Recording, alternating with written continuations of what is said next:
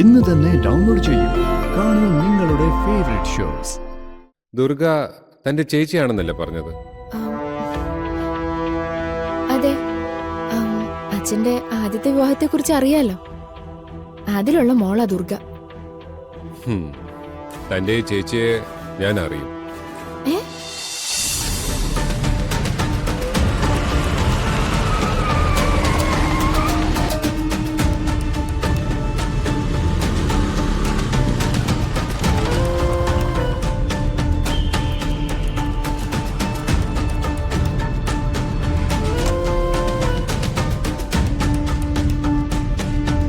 ദുർഗ,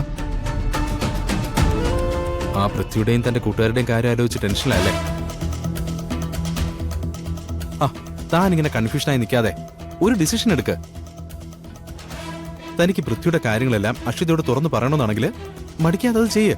ഞാനത് എങ്ങനെ പറയും കിരൺ? അക്ഷിതയും ചെറിയമ്മയും ഉൾപ്പെടെ എല്ലാവരും ഈ വിവാഹാലോചന ഒരു വലിയ ഭാഗ്യമായിട്ടാ കാണുന്നത്. ഈ സമയത്ത് ഞാൻ അത് പോയി പറഞ്ഞാൽ എന്താവും പ്രതികരണം എന്ന് ചിന്തിക്കാവുന്നതല്ലേ ഉള്ളൂ. അത് ശരിയാ. എത്ര നല്ല കാര്യമാണെങ്കിൽ കൂടി അത് ദുർഗ പറഞ്ഞ ആരും അംഗീകരിക്കാൻ പോകുന്നില്ല. അത് തന്നെ എന്റെ പ്രശ്നം. പക്ഷേ ഞാൻ പറയാതിരുന്ന അറിഞ്ഞുകൊണ്ട് അക്ഷിതയെ ഒരു അപകടത്തിലേക്ക് തള്ളി വിടുന്ന പോലെ ആവില്ലേ? അങ്ങനെ ചിന്തിച്ച് ടെൻഷൻ ആവുന്ന എന്തിനാ? അല്ലെങ്കിൽ തന്നെ കോളേജിന് ശേഷം തനിക്ക് പൃഥ്വിയെക്കുറിച്ച് അറിവൊന്നുമില്ലല്ലോ. അന്നത്തെ അയാളുടെ സ്വഭാവം ഇപ്പൊ മാറിയിട്ടില്ല എന്നൊന്നും പറയാൻ പറ്റില്ലല്ലോ.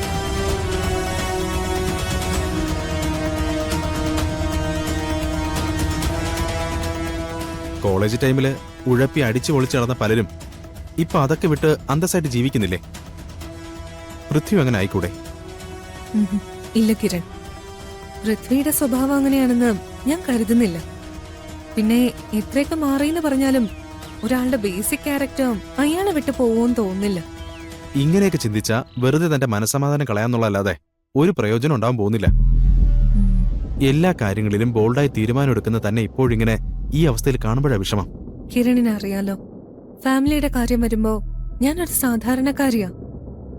അക്ഷിതയും അഭിയും ഒക്കെ എനിക്ക് അത്രയ്ക്ക് പ്രിയപ്പെട്ടവരാ.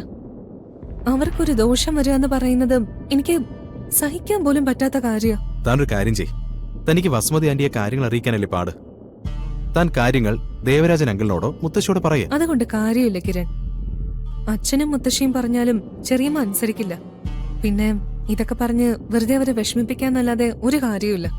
പല കാര്യങ്ങളിലും പ്രതികരിക്കാൻ സാധിക്കാതെ അച്ഛൻ വീർപ്പ് മുട്ടുന്നത് നേരിട്ട് കാണുന്നതല്ല ഞാൻ. ഇനി ഈ കാര്യത്തിന്റെ പേരിൽ ഒരു ടെൻഷൻ കൂടി കൊടുക്കാൻ എനിക്ക് വയ്യ. താൻ പറയുന്നൊക്കെ ശരിയാ. ഇനിയിപ്പോ എന്തോ ഒരു സൊല്യൂഷൻ.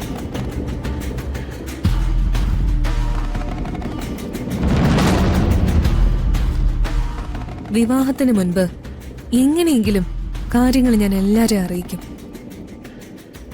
ഒരിക്കലും ഞാനായിട്ട് അക്ഷിയെ ഒരു നരകത്തിലേക്ക് തള്ളിവിടില്ല. അതാണ് ശരി.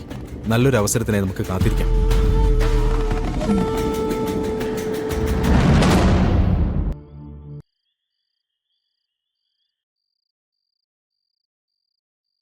മോള് പറഞ്ഞ ശരിയാ. ഞാനും അത് ശ്രദ്ധിച്ചു. അവർക്ക് ദുർഗയോട് ഒരു അകൽച്ചയുണ്ട്. അല്ലെങ്കിൽ അത് നിസ്സാരമല്ല ചെറിയച്ച. പല കാര്യങ്ങളിലും അവര് ദുർഗയെ മാറ്റി നിർത്തിയതായിട്ടാണ് എനിക്ക് തോന്നിയിട്ടുള്ളത്. ഓരോ വീടുകളിലും ഓരോരോ പ്രശ്നങ്ങളുണ്ടാവും. അതെന്താന്ന് പുറത്തു നിൽക്കുന്ന നമ്മളെപ്പോലുള്ളവർക്ക് മനസ്സിലാക്കാൻ ബുദ്ധിമുട്ടായിരിക്കും. സത്യം പറയാലോ, ദുർഗയുടെ അവിടുത്തെ അവസ്ഥ കണ്ടപ്പോ എനിക്ക് ശരിക്കും സങ്കടം തോന്നി. അതുകൊണ്ടാ നമ്മൾ തിരിച്ചു പോരാൻ നേരം ഞാൻ ആ കുട്ടിയെ വിളിച്ച് സംസാരിച്ചത്. ഞാൻ ശ്രദ്ധിച്ചു. എന്താ മോള് ദുർഗയോട് പറഞ്ഞത്? ദുർഗയ്ക്ക് എന്തെങ്കിലും സഹായം വേണമെങ്കിൽ മടി കൂടാതെ ചോദിക്കണമെന്നാ പറഞ്ഞത്. പക്ഷേ അവിടെ ആ കുട്ടീനെ ഞെട്ടിച്ചളഞ്ഞു. സംസാരത്തില് ഒരിക്കൽ പോലും അവൾ അവളുടെ വീട്ടിലുള്ള ആരെ ഒരു കുറ്റം പറഞ്ഞില്ല. അതൊരു നല്ല പെൺകുട്ടിയാണെന്ന് എനിക്കും തോന്നി. എന്തായിരിക്കും ദുർഗ അവരെ അകറ്റി നിർത്തുന്നത്? അതിന് പ്രത്യേകിച്ചൊരു കാരണം വേണോ പൂർണിമേ? എന്തൊക്കെ പറഞ്ഞാലും അക്ഷിതയുടെ സ്വന്തം ചേച്ചിയല്ലല്ലോ ദുർഗ. ദേവരാജന്റെ ആദ്യ ഭാര്യയിലെ മോളല്ലേ? അപ്പൊ പിന്നെ ആ ഒരു വേർതിരിവ് അക്ഷിതയുടെ അമ്മയുടെ ഭാഗത്തു നിന്നുണ്ടാവുക സാധാരണമല്ലേ? രണ്ടാനമ്മ എപ്പോഴും രണ്ടാനമ്മ തന്നെ ആയിരിക്കും.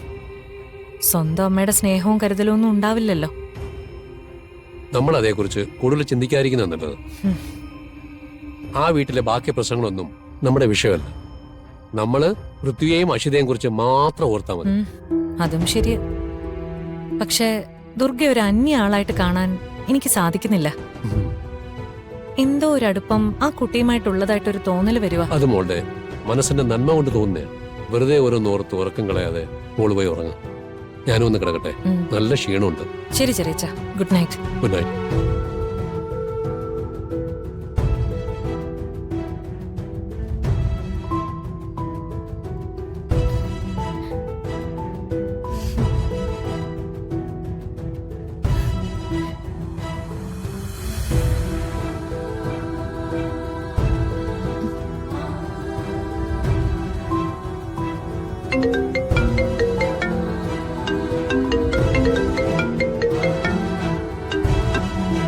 ഹലോ അശി.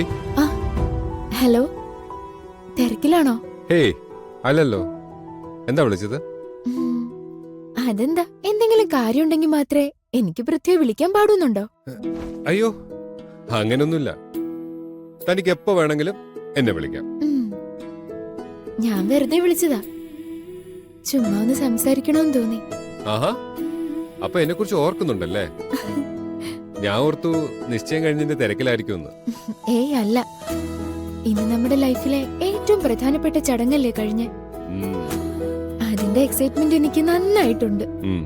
എനിക്കും. ഏതായാലും കാര്യങ്ങളെല്ലാം വിചാരിച്ച പോലെ തന്നെ ഭംഗിയായി നടന്നല്ലോ. അതെ. പിന്നെ ഇവിടുത്തെ അറേഞ്ച്മെന്റ്സ് ഒന്നും നിങ്ങൾക്ക് അത്ര ഇഷ്ടമായി കാണാൻ വഴിയില്ല അല്ലേ? എന്ന് തന്നോട് ആരാ പറഞ്ഞു? ആരും പറഞ്ഞില്ല. പിന്നെ നിങ്ങളുടെ സ്റ്റാൻഡേർഡിനനുസരിച്ചുള്ളൊരു സെറ്റപ്പ് ഒന്നും ഉണ്ടായിരുന്നില്ലല്ലോ, അതുകൊണ്ട് ചോദിച്ചതാ. അങ്ങനെ ഒരു ടെൻഷനും വേണ്ട, ഇവിടെ എല്ലാരും ഹാപ്പിയാണ്. പിന്നെ തന്നോടൊരു കാര്യം പറയണമെന്ന് ഓർത്തിരിക്കുകയായിരുന്നു. എന്ത് കാര്യം? ദുർഗ തന്റെ ചേച്ചിയാണെന്നല്ലേ പറഞ്ഞത്? അതെ. അച്ഛന്റെ ആദ്യത്തെ വിവാഹത്തെ കുറിച്ച് അറിയാലോ, അതിലുള്ള മോളാ ദുർഗ. തന്റെ ഈ ചേച്ചിയെ ഞാൻ അറിയും. എങ്ങനെ? പൃഥ്വിക്ക് എങ്ങനെ ദുർഗയെ പരിചയം? കോളേജിൽ വെച്ച് ഞാൻ ദുർഗയെ കണ്ടിട്ടുണ്ട്. വെറുതെ കാണുക മാത്രമല്ല, നന്നായി പരിചയപ്പെട്ടിട്ടുമുണ്ട്. എന്നിട്ട്? അശി, ഞാനിപ്പോ വിളിക്കാം. എനിക്കൊരു എമർജൻസി കോള് വരുന്നുണ്ട്, അതൊന്നും എടുത്തോട്ടെ. അയ്യോ കട്ടാക്കല്ലേ. പൃഥ്വി, ദുർഗയുടെ കാര്യം പറഞ്ഞിട്ട് വെച്ചോ. നമുക്കത് പിന്നെ സംസാരിക്കാം. ഞാൻ ഈ കോളൊന്നും എടുത്തോട്ടെ. ഓക്കെ, ശരി, ബൈ.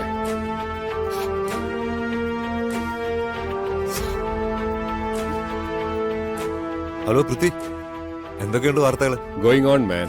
എനിക്കൊരു ഹെൽപ്പ് വേണമായിരുന്നു. എനിക്ക് അത്യാവശ്യമായി ഒരു ലോഡ് രക്തം തമിഴ്നാട്ടിലേക്ക് പോകണം. ഞാൻ എന്റെ സെറ്റപ്പിൽ ഞാൻ വണ്ടി അയക്കാം. എല്ലാം അറേഞ്ച് ചെയ്തിട്ട് ഞാൻ വിളിച്ച് പറയാം. ഓക്കെ.